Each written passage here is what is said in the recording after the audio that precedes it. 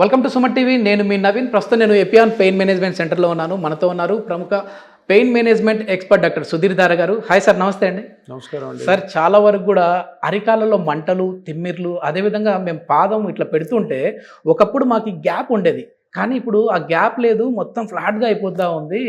నడుస్తుంటే కూడా మెడమ నొప్పులతో పాటు పాదం పై అంత నొప్పి వస్తుంది అంటుంటారు. సో అసలు ఈ అది పాదాల్లో ఈ మంటలకి నొప్పులకి కారణం ఏంటి? దీనికి కూడా పిఆర్పి సూటబులా సార్? అరికాల్లో మంటలు ఒకటి కండిషన్, నొప్పి వేరే కండిషన్. ఓకే. నొప్పి అన్నది ప్లాంటార్ ఫేషియైటిస్ అంటాం. ప్లాంటార్ ఫేషియైటిస్ అదేంటంటే, ఇప్పుడు ఇది మీ పాదం కదా, ఈ పాదంలో ఎన్ని బోన్స్ ఉన్నాయి చూడండి, దగ్గర దగ్గర 20 బోన్స్ ఉంటాయి. చిన్న బోన్స్. పాదం అన్ని బోన్స్ ఉంటాయి. ఈ చేతిలో ఉంటాయి మామూలుగా, తర్వాత దీంట్లో ఉంటాయి. ఈ బోన్స్ అన్నిటిని అటాచ్ చేస్తూ అరికాలులో ఒక పొర ఉంటుంది, ఇవన్నిటిని అటాచ్ చేస్తూ ఆ పొర మీదే మన బాడీ వెయిట్ అంతా ల్యాండ్ అవుతుంది.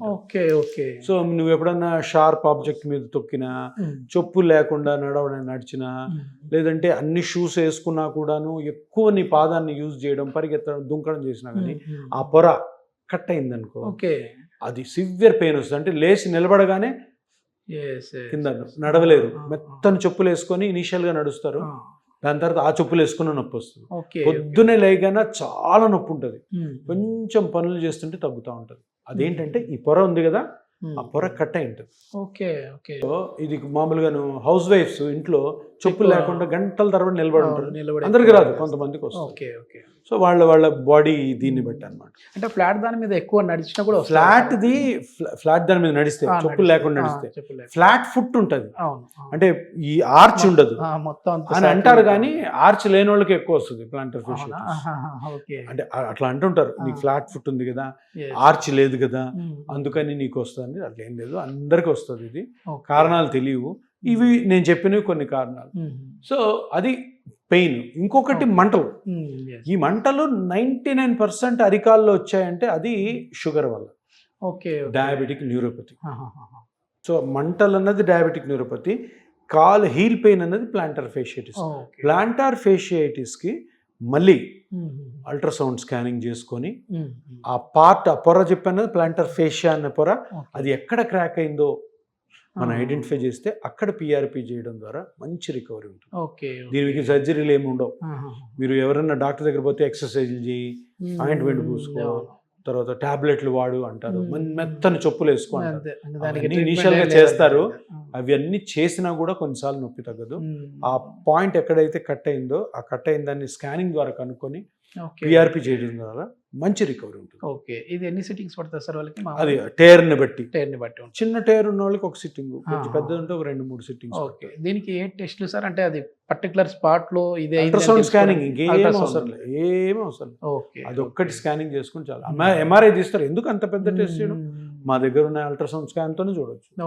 అది చూసే ఎక్స్పర్ట్స్ ఉండాలా, కరెక్ట్ గా చూసి ఎక్కడ క్రాక్ అయిందో చూసుకొని దానికి పిఆర్పి చేయడం కంప్లీట్. డయాబెటిక్ న్యూరోపతికి మళ్ళీ వచ్చినట్టయితే, డయాబెటిక్ న్యూరోపతికి మామూలుగా అయితే ప్రీగాబలిన్, గాబాపెంటిన్, అమిట్రిప్టిలిన్, నార్ట్రిప్టిలిన్ టాబ్లెట్లో 4-5 ఉన్నాయి. డ్యులాక్సిటిన్. మీరు డాక్టర్ దగ్గరికి వెళ్తే ఇది డయాబెటిక్ న్యూరోపతి వల్ల వచ్చిన మంటలమ్మ అని ఆ మందులు పెట్టి పెట్టి పెట్టి పెట్టి పెట్టి కొన్ని రోజులకి అవి పని చేయవు. టాలరెన్స్ అంటారు, అంటే మందులు ఎక్కువ రోజులు వాడితే, ఒక 2 నెలలు వాడావు, నొప్పి తగ్గినట్టు తగ్గుతుంది, మంట తర్వాత మళ్ళీ వచ్చేస్తుంది. దీనికి జనరల్గా ఇప్పుడు వరకు ట్రీట్మెంట్స్ లేవు, అంటే అక్యురేట్ ట్రీట్మెంట్, ఈ ట్రీట్మెంట్ చేస్తే మళ్ళీ రాదు, సింపుల్ గా బాడీ వెయిట్ తగ్గ అంటారు, అంతేనా సార్? అన్ని చెప్తారు, ఎందుకంటే ఏం దానికి లేదు కాబట్టి, ఎందుకంటే బాడీ వెయిట్ మొత్తం దాని మీదే పడతాం. దీనికి ఒక కొత్త ట్రీట్మెంట్ ఈ మధ్య స్టార్ట్ చేసాం. అంటే ఇది ఎందుకు స్టార్ట్ చేసి, పాత ట్రీట్మెంట్ ఇది. బాడీలో డిఫరెంట్ ప్లేసెస్లో నరాల వల్ల నొప్పి వస్తుంది. ఇప్పుడు చెంప మీద ట్రైజెమినల్ న్యూరాలజీ అని ఉంటుంది, దానికి ఒక ట్రీట్మెంట్ ఉంది. నెక్లో రాడిక్యులర్ పెయిన్ ఉంటుంది, సో ఈ నరం ఒత్తుకోవడం వల్ల దానికి ఒక ట్రీట్మెంట్ ఉంది. చెస్ట్ మీద రిబ్స్ ఫ్రాక్చర్ అయినా, లంగ్ క్యాన్సర్ లోపల ఉండి చెస్ట్ నొప్పిరైనా, లేదా దెబ్బ తగిలినా, లేదంటే హెర్పెటిక్ న్యూరాలజీ అని ఉంటుంది, అది వచ్చినా కానీ ఒక రేడియో ఫ్రీక్వెన్సీ అబ్లేషన్ అని ఒక ట్రీట్మెంట్ చేస్తాం.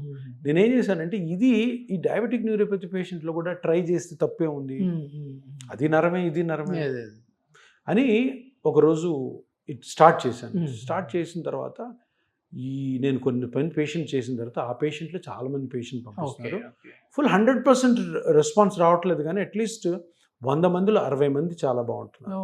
సో ఈ మంటలు ఏవైతే అరికాలు ఉన్నాయో అవి డయాబెటిక్ న్యూరోపతి వల్ల, దానికి రేడియో ఫ్రీక్వెన్సీ అబ్లేషన్ అన్నది okay one of the treatments మనం ట్రై చేయొచ్చు. ఓకే ఇప్పుడు గ్యారంటీగా తగ్గుతుంది అని చెప్పాలి. ఎట్లా ఈ పాదం గురించి మాట్లాడుతున్నాం కాబట్టి మనం డయాబెటిక్ ఫుడ్ అంటుంటారు సార్, అట్లాంటి వాళ్ళకి కూడా డయాబెటిక్ ఫుడ్ కే వస్తుందా?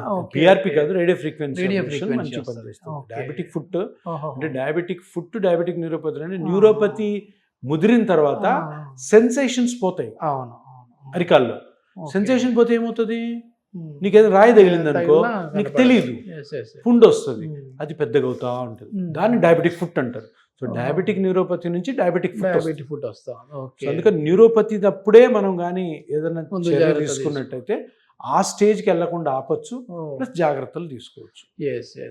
మొత్తానికి నాకు కూడా చాలా విషయాలు తెలిసినాయి సార్. ఎందుకంటే మనం ఎప్పుడు ఈ మోకాలు నొప్పులు, నడుము నొప్పులు అనే మాట్లాడుతూ ఉన్నాం, కానీ దీన్ని ఈ విధంగా అడ్వాన్స్డ్ అయిపోయింది అని చెప్పేసి నేను ఒకటే చెప్తాను, చాలా మందికి తెలియని విషయం ఏంటంటే ఈ చిన్న చిన్న ఇంజెక్షన్స్తో కరెక్ట్గా ఆ నొప్పి ఎక్కడ వస్తుందో కనుక్కొని దాన్ని రికవరీ చేసుకొని పెద్ద పెద్ద ట్రీట్మెంట్లు ఆపేయచ్చు. Okay okay. సో ఇది సేఫ్ ట్రీట్మెంట్, 0.1% కాంప్లికేషన్ లేని ట్రీట్మెంట్.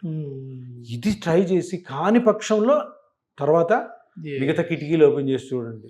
ఇది ఫస్ట్ ట్రై చేయండి అందరూ, ఎందుకు చేయకూడదు? దీంతోనే తగ్గిపోవచ్చు. అంటే ట్రీట్మెంట్స్ ఏంటంటే ప్రజల నమ్మకం. ఇప్పుడు ఈరోజు ఒక సర్జరీ, మోకాళ్ళ సర్జరీ తీసుకుంటాం, ఒక 40 సంవత్సరాల నుంచి మోకాళ్ళు అరిగిపోతే సర్జరీయే. మంచి సర్జన్స్ ఉన్నారు చేసేవాళ్ళు, వాళ్ళ దగ్గర కూడా కాంప్లికేషన్ అవుతుంది. మంచి సర్జన్సే. కొంతమంది అనవసరంగా ఎన్నో చేస్తుంటారు, వాళ్ళ దగ్గర కాంప్లికేషన్ అవ్వచ్చు. అవి కాకుండా ఉండేదానికి దానికి ముందు, ఆపరేషన్ ముందు ఎన్నో మార్గాలు ఉన్నాయి. ఎన్నో మార్గాల్లో ఒక మార్గము పిఆర్పి, సేఫ్ ట్రీట్మెంట్. దీని తర్వాత సర్జరీ ఎట్లా ఉంది, కాని పక్షంలో ఈ సైడ్ ఎఫెక్ట్ చిన్న ఇంజెక్షన్. ఎప్పుడైతే ప్రజలకి దీని మీద నమ్మకం వస్తుందో ఆ రోజు మంచి సమాజం తయారవుతుంది. అనవసరం కాంప్లికేషన్స్, అనవసరం డబ్బులు ఖర్చు పెట్టడం, హాస్పిటల్ పోవడం. ఇప్పటికే చాలా వరకు అవేర్నెస్ చేశారు సార్ మీరు. ఇంకా చేయాలి, చాలా వరకు. ఇంకా చేయకపోతే ఏంటంటే ఇప్పుడు మనం కొత్త దాన్ని ఎవరో ప్రారంభించారు, మనం కంటిన్యూ చేస్తూ ఉన్నప్పుడు దీంట్లో ఇంకా కొత్త నేర్చుకోవాలి. ఇప్పుడు వరల్డ్లో ఎక్కడెక్కడో రీసెర్చ్ జరుగుతుంటాయి. ఆ రీసెర్చ్ అంతా కూడా చదివి ఇంకా కొత్త టెక్నిక్స్ ఏమున్నాయి అని మన ట్రీట్మెంట్ని సులభతరం చేసుకొని సైడ్ ఎఫెక్ట్స్ పేషెంట్కి ఇబ్బంది లేకుండా చేసుకోవాలి. Thank you sir. Thank you.